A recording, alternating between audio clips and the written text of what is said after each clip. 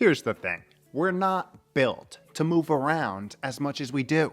And when I say move around, I'm not talking about walking vast distances over the course of a day. We were 100% built for that. It's the being able to be anywhere in the world in less than 24 hours moving around that I'm referencing. Constantly shifting our internal body clock to the point where it has no clue what actual time it is and how it's supposed to signal the body to operate. A problem which no longer has anything to do with actually traveling. Yeah, and chances are it may be affecting you. Yo, what is up? Welcome back to another week of How to Health. My name is Kevin. I run liftandbalance.com, where we take aim at all things health and longevity and do it in an odd, weird, interesting, and highly sarcastic way. Today, we are exploring how this ever-connected 24/7 world is likely disconnecting us from our health and longevity via throwing a monkey wrench into our carefully crafted internal body clock, creating the internal biological illusion that we are in one time zone while actually living in a completely different one. All without ever leaving our house. And as a byproduct, creating a cellular and metabolic environment for not only suboptimal function, but disease onset. And no need to take my word for it, as health overseeing bodies have classified shift work, which is a great example of this internal phase shift, as a probable carcinogen, aka something that probably causes cancer. Yikes is right.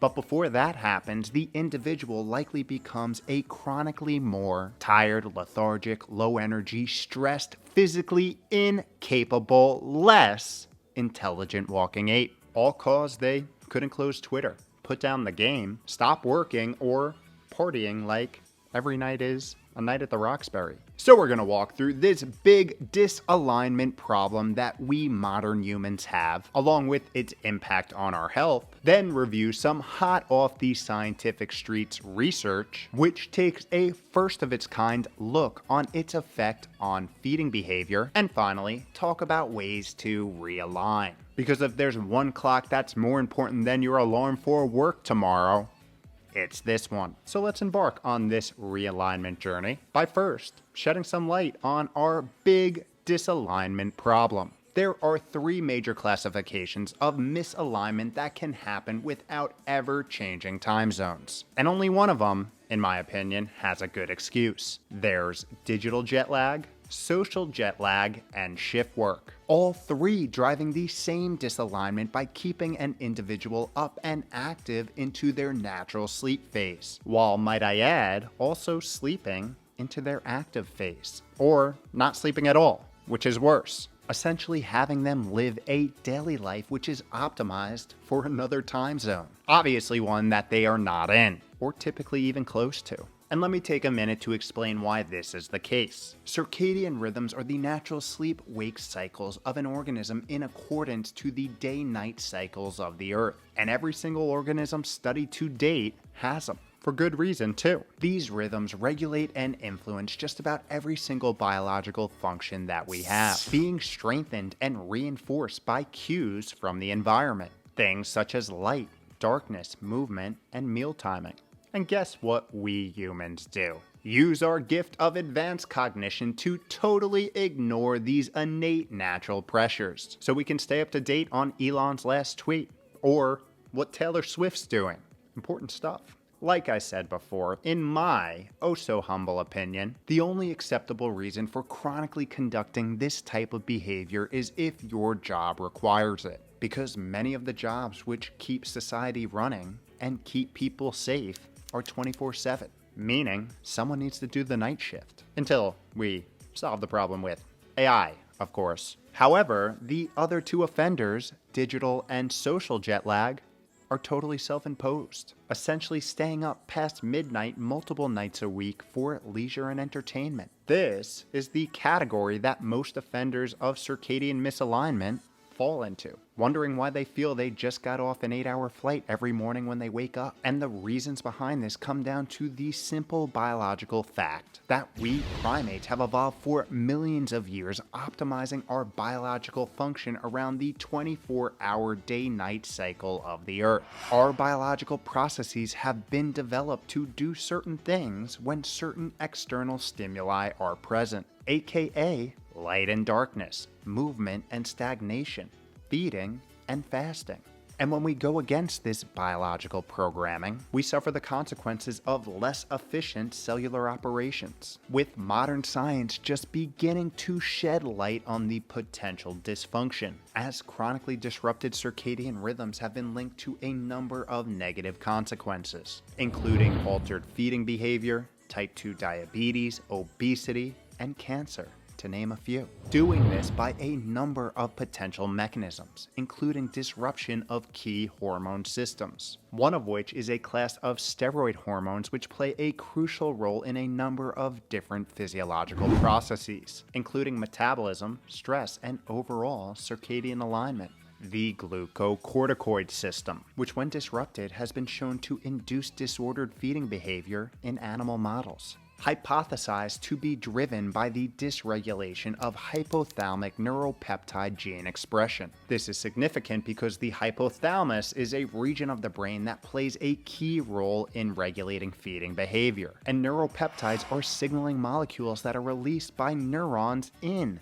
the hypothalamus, ultimately regulating appetite and food intake. However, to date, this evidence has solely been suggestive, exactly why we have this new data on the docket. To explore this very question, a global group of scientists sought to see how circadian misalignment affects the hormones responsible for regulating appetite, specifically investigating how phase shifting the circadian rhythms of an organism affects its glucocorticoid profile, and thus its feeding behavior. To do this, they removed adrenal glands of rats, which are normally responsible for regulating glucocorticoid secretion, and instead manually infused these hormones, regulating their circadian rhythms via light and darkness, deployed either in phase or out of phase of these rats' natural rhythms, all while allowing ad libitum access to food, meaning all groups of rats could eat whenever they wanted. The rats were then monitored for their food intake and hypothalamic neuropeptide gene expression.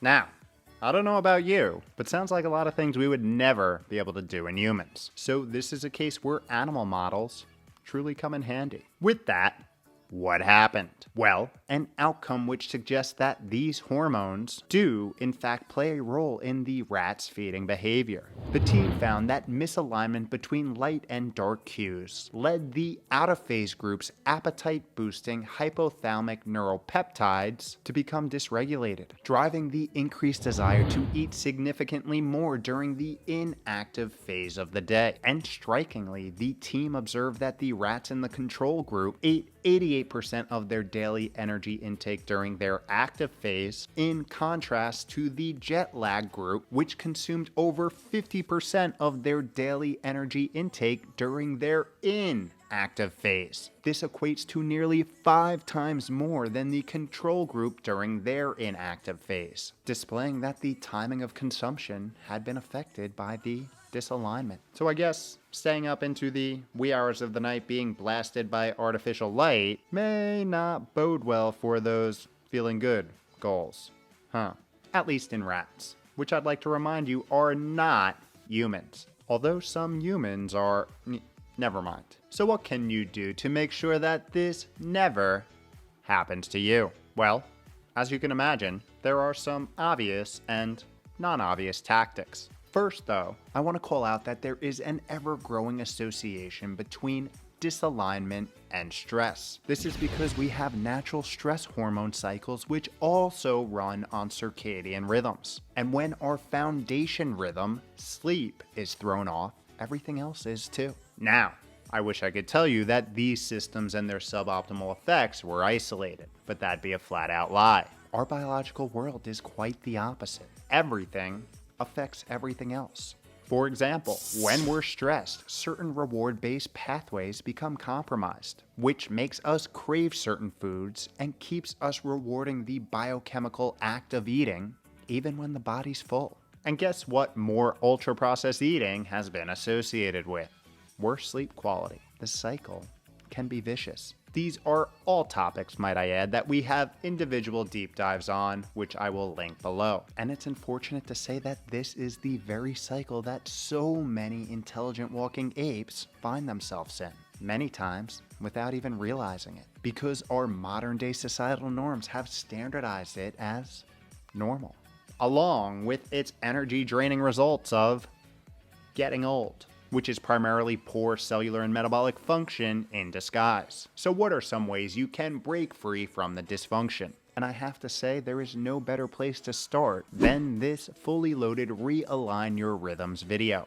Sorry for the plug, but it was relevant plug, which walks you through step-by-step things you need to be aware of and do from the moment you get up to the moment that you go to bed. So I highly recommend you check it out as we cover the importance of going to bed and waking up at the same time every day, even on the weekends. Giving yourself an 8-hour sleep opportunity between the hours of 8 p.m. and 10 a.m. Getting natural light in the morning and limiting artificial light in the evening. Eating during the day and fasting overnight while making real whole nourishing food choices. We talk about why it's important to move your body, aiming for 10,000 steps a day, cutting off caffeine by noon, going outside more, creating a structured and repeatable sleep hygiene routine, and managing stress in this 24/7 ever-connected, constantly stimulating world. That last one being highly dependent on creating good routines, rituals, and habits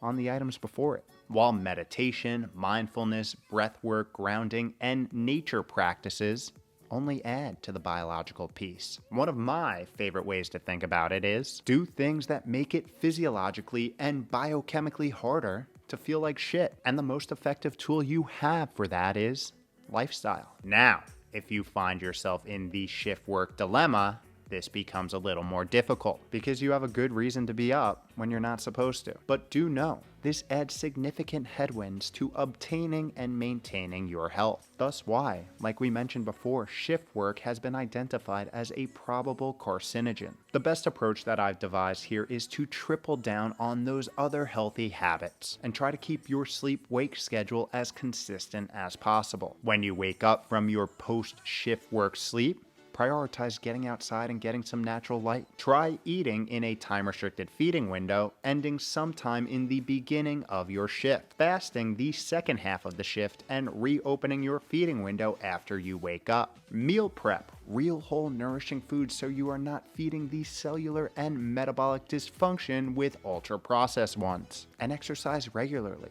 whenever you can, but ideally before your shift begins. But with this, you still must ultimately understand that this is not how the human body was meant to operate for long periods of time. So, I personally would seek a way to transition to a different, better aligned shift. And as for all us other hooligans living a shift work life for fun, there is no excuse. If you want to never feel how you're capable of feeling, the default human state, effing awesome, on a daily basis, keep doing what you're doing. But if you want to be bold and reclaim what is rightfully yours, own that shit, reset, and optimize your body clock. Oh, and if you don't, there's a high probability that it will turn into a cuckoo clock in the near future. Just saying.